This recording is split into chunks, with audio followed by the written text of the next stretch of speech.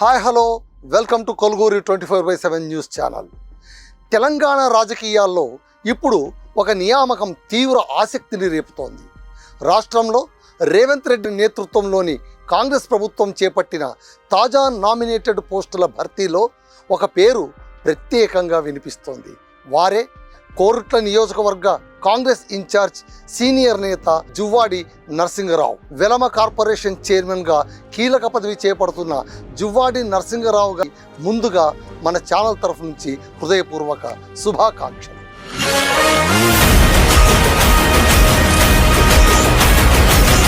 ఇది కేవలం ఒక పదవీ నియామకం మాత్రమే కాదు. దీని వెనక ఒక బలమైన పొలిటికల్ మెసేజ్ ఉంది.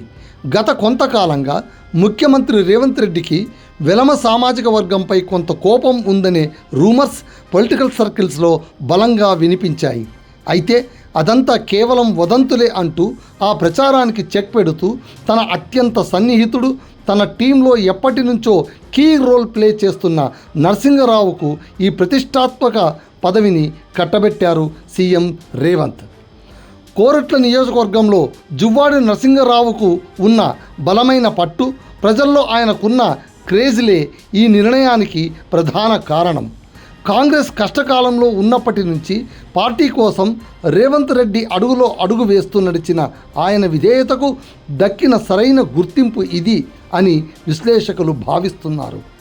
తెలంగాణ రాష్ట్రం వచ్చాక తొలిసారిగా వెలమ సామాజిక వర్గానికి ప్రత్యేకంగా కార్పొరేషన్ ఏర్పాటు చేయడం విశేషం కాగా, ఈ కార్పొరేషన్కు తొలి చైర్మన్గా జువ్వాడి నరసింగరావును ముఖ్యమంత్రి రేవంత్ రెడ్డి నియమించడంతో తెలంగాణ వెలమ సామాజిక వర్గం ప్రజలు హర్షాతిరేకం వ్యక్తం చేస్తున్నారు. ఈ కొత్త బాధ్యతలతో ఆయన కోరుట్ల నియోజకవర్గంలో కాంగ్రెస్ పార్టీని ఇంకెంత బలోపేతం చేస్తారు, వెలమ కార్పొరేషన్ చైర్మన్గా ఆ వర్గ ప్రజలకు ఎలాంటి సేవలు అందించబోతున్నారు అన్నది రాబోయే రోజుల్లో వేచి చూడాల్సిందే.